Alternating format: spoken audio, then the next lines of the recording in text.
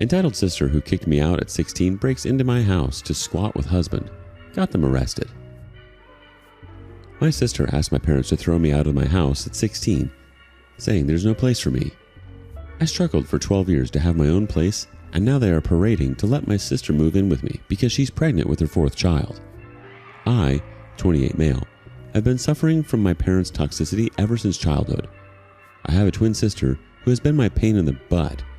People say twins back each other up. In my case, my twin pulls me down to the bottom wherever she gets a chance. If bullying in my childhood was not enough, she reappeared in my life. This time she wants to move into my house with her family despite being the one who threw me out of the house at 16. She has always been narcissistic. It is mostly because of the wrong parenting. My parents always wanted a daughter, but they got a son along with it. They even told this on my face that they would have terminated the pregnancy if it was just me.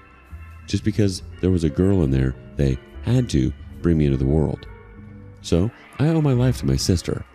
My sister would miss no opportunity to rub her entitlement in my face. You can very well imagine my childhood, growing up in a household where I was unwanted. Everything was just about my sister. We were of the same age, yet I was not allowed to touch her toys. She gets a new set of clothes now and then, while I get a new pair of clothes at Christmas and one on our birthday. If we didn't share our birthday, they wouldn't even bother celebrating it. Oh, I just realized I didn't share my birthday with my sister. I wouldn't exist. I got the bare minimum thing, and that too was not out of love, but to save their faces from the judgmental eyes of the relatives. The only good thing about my childhood was my grandfather. He was the only one who was able to see through their BS. Sadly, he passed away when I was 13. That was the worst day of my life. I had no one to have my back. We lived in a tiny house in the suburbs. My sister and I shared a room. It was more like I had a bed and a tiny closet beneath my bed in my sister's room. The entire room was filled with her clothes, toys, and posters. I was not even allowed to complain because, according to my parents, they were doing enough for me. My sister didn't like my presence in her room. I was allowed in the room only in the nighttime to sleep. Even when I was sick, I would have to lie down on the couch and not in my room because she is a girl and she needs privacy. I desperately wanted to be 18 so that I could move out of the house. Looks like my family were far more desperate to get rid of me. When we were 16, my sister got knocked up by a 19-year-old loser. His parents had thrown him out of the house when he failed thrice in the 8th grade. My parents got them married and my father got him a cleaner's job at his factory. My father's a mechanic and works at an automobile manufacturing company. My parents brought him home, so obviously I had to move out of my room to make space for him. But our house only had 2 rooms and a tiny living space. I asked if I could sleep on the couch, but my father denied it, saying he sleeps on the couch when my mom's snoring becomes unbearable on winter nights. I was asked to find a place for myself. To add fuel to my situation, my loser brother-in-law would say, "Dude, it's not tough to find a place for yourself. My parents threw me out when I was 15, and yet I was able to put my life together. Now I have a family. Trust me, it's going to get better out there." I sighed. Yeah, if living off of it as a junkie means putting life together and knocking up a minor means family to you, then sure. Most of my relatives lived far off the place, and moreover, my parents threatened me not to show up at any of the relatives' places because that would mean exposing my parents' toxicity. I requested a few of my friends to lend me their couch to sleep, but there was no luck. Why on earth would their parents allow me in their house when my own parents kicked me out? But one of my classmates was living in a garage. He let me in for a few months until his parents saw me there and kicked me out. I slept on a bench on the sidewalk for a few days until I was rounded up by the cops and brought home. My parents made up the story that I had run away from home. They took me in that night. My father got me a makeshift tent from a junkyard and asked me to use the space in the backyard to set up my place. It was a reward for remaining silent in front of the cops and obeying their orders of not showing up at the relatives. Tent was still safer than sleeping in the open. Summer was still okay, but winter was terrible. One day it was so cold, I felt I was almost going to die of freezing. I knocked on my house, but no one responded. I desperately needed help. I knocked on my parents' bedroom window. My dad yelled from inside not to disturb him, else he'd come out and knock me down. I felt so miserable that at one point I wanted to die. I cried for the whole night. The next day, I went searching for a job that would lend me a space to sleep. One of the bakery shops needed a worker for his factory that was like 20 miles away, but he agreed to give me a place to sleep and even offered me food. Basically, they baked it in their house and needed a helping hand. They offered me to live in their backyard, but I would have to clean it up. I agreed. The place was pretty messed up with flour and sugar all over the place. Not to mention, the rodents surviving on them. But I was at the lowest point in my life. I readily took the job. I packed up my stuff and left. My sister was even happy and said, "Good that you're leaving. We don't have space for you here." No one even bothered to ask me where I was going. I cleaned up the place and made it habitable. Initially, it was difficult to get rid of the rodents when they came searching for food, but eventually, I felt cozy living there. I had to drop out of high school. There were a few months left for the final year exams. My friends told me to continue living in my parents' backyard and complete high school, but I had given up. I worked hard on my job and lived off my salary. Soon enough, I realized I had to upskill myself to get a better job. I picked up a few skills. My dad is a mechanic, so I grew up playing with his toolbox. Worked for my parents. They didn't have to give me the toys, plus I helped Dad in plumbing the house. I saved up and took a course and a job at a car plant. I worked my butt off to climb up the ladder. Now I'm a supervisor. Recently, one of my old friends was selling off his house urgently. He has some divorce issues and he wanted an immediate buyer. I was reluctant to buy a 3-bedroom house, but he offered me a hefty discount on the market price and agreed to accept the down payment in parts. I grabbed it. 2 weeks back, I moved into my new house and today I found unexpected guests at my door. Yes, my parents, sister, and brother-in-law. It was a surprise for me because I was no contact with them all these years. Neither did they reach out to me. This house of mine is nearly 15 miles away from their place, so there's no way they would have bumped here casually. I'm not in touch with any of the relatives, neither in person nor on social media, but I'm guessing it's the neighbor. I'm still friends with one of my neighbors. He might have seen the pictures of my house on Facebook and told my parents about it. I still have no idea how they figured out the exact address. My dad knew where I worked, so maybe he got the address from there. As soon as I opened the door, they forced themselves inside my house. Mom and Dad congratulated me and said they were proud of me. I smiled and offered them a chair. I'm yet to get furniture. I just have a bed, a few chairs, and a table. My parents sat down and started asking me about the deal. It was unbelievable for them that I was able to buy a house at 35 while they were still living on rent. My sister and her deadbeat husband were casually strolling through my house like they were planning to move in. I asked them what's the matter. Why did they suddenly pop up in my life? They said nothing, just checking on you. Funny, huh? They checked up on me when I needed them the least. They randomly started giving me their life updates. Dad has developed hypertension.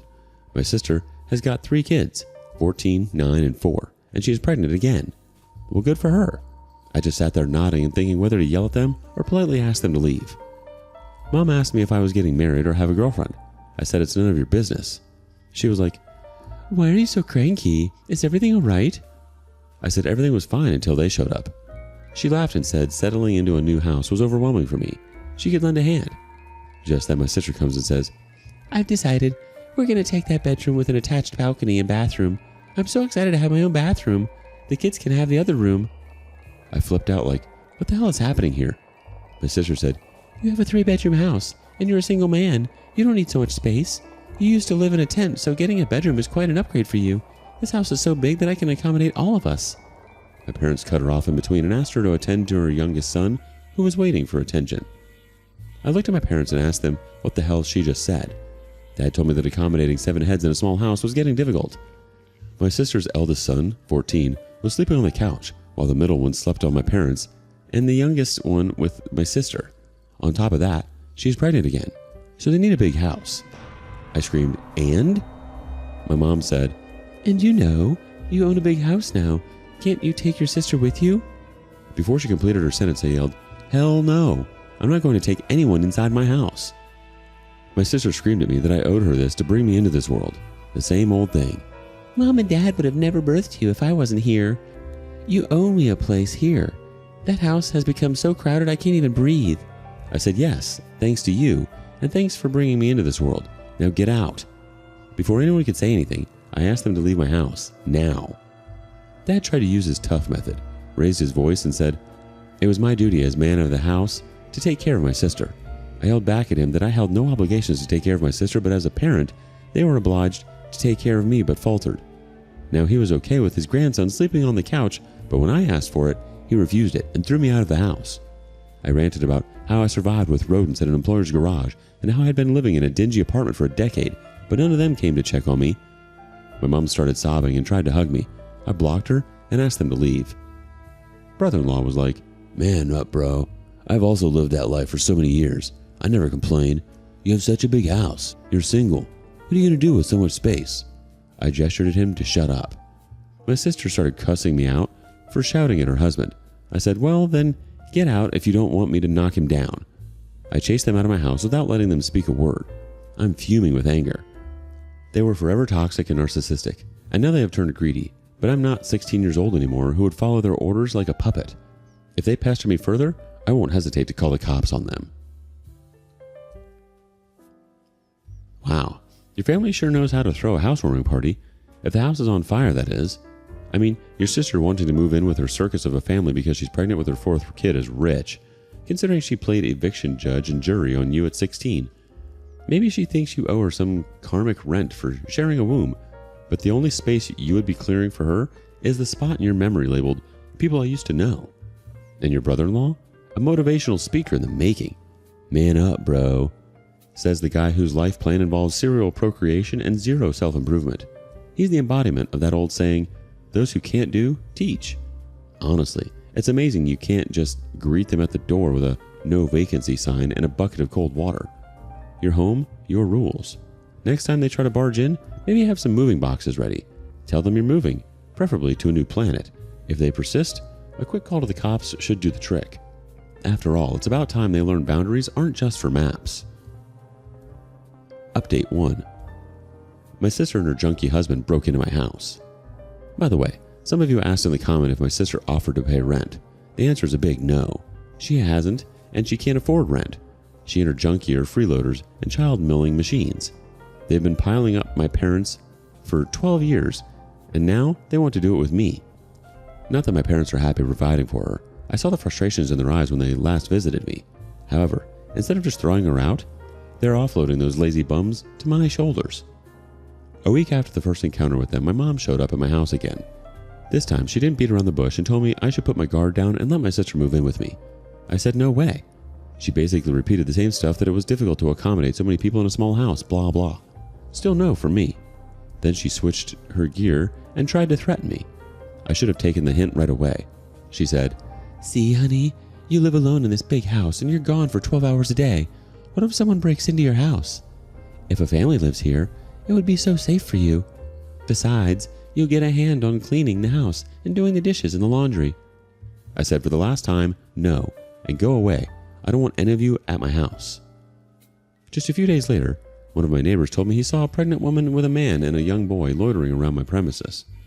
They were peeping in from the window, wandering around the backyard, and it felt like they were trying to sneak in. He is an old man. He sits by his front porch for the whole of the afternoon. When they noticed my neighbor was staring at them, they went away. He came to inform me as a goodwill gesture. I thanked him and gave him my number. I requested him to call me if he saw them ever again. My house was not guarded with cameras. I was intending to install it over the weekend. Who knew they would break in before that? Just 2 days later, I got a call from this elderly neighbor saying he suspected someone had broken into my house. I rushed home in a panic. He was right.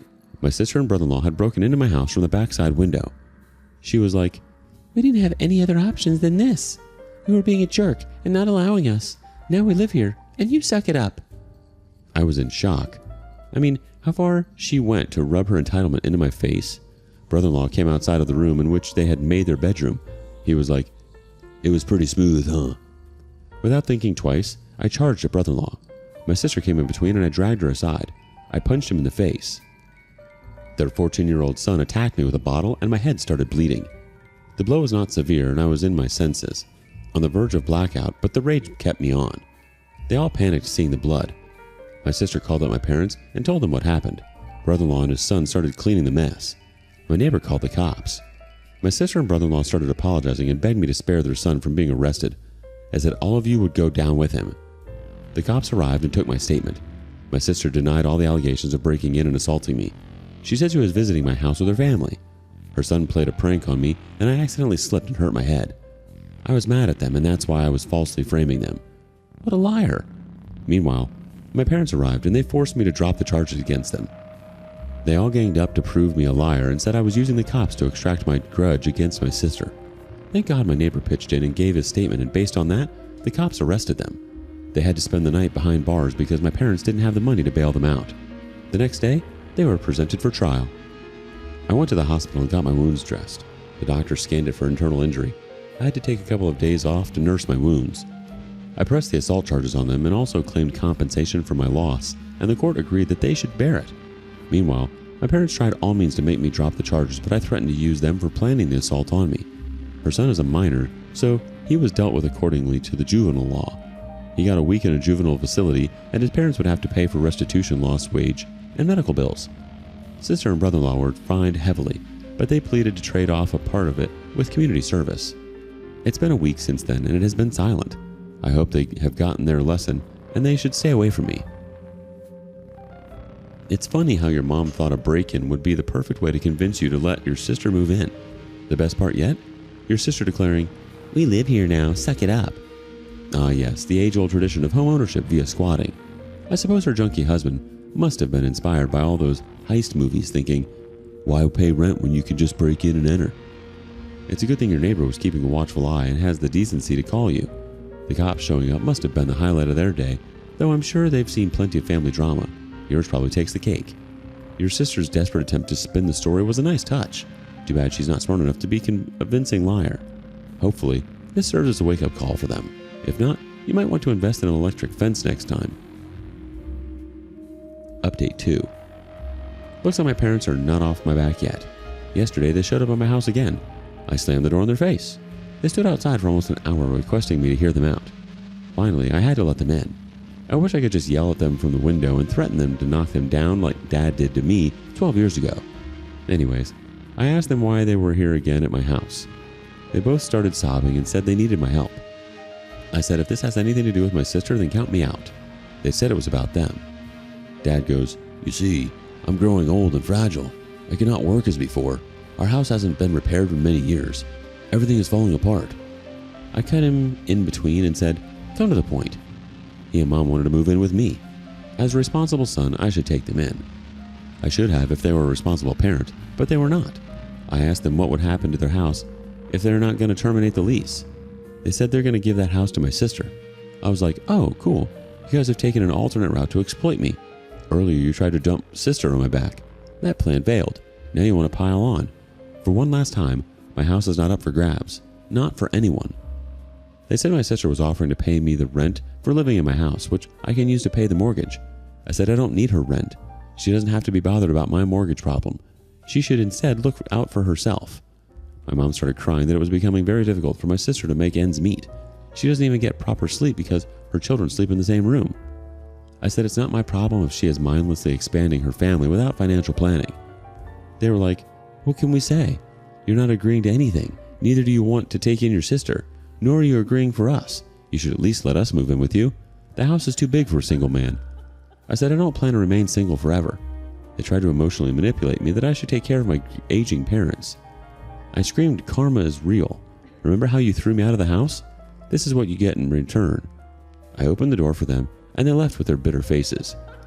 I don't care what they call me, but I'm not going to be a doormat and give in to their demands. They must have thought that sobbing and begging would somehow rewrite the history of them treating you like the family scapegoat. Your sister offering to pay rent is rich. Considering she's been a freeloading mooch for her whole life, it's hard to imagine her suddenly finding a stash of Monopoly money to pay you with. And your mom's sob story about your sister's sleepless nights? Hilarious. She should have thought about family planning before turning her life into a TLC special.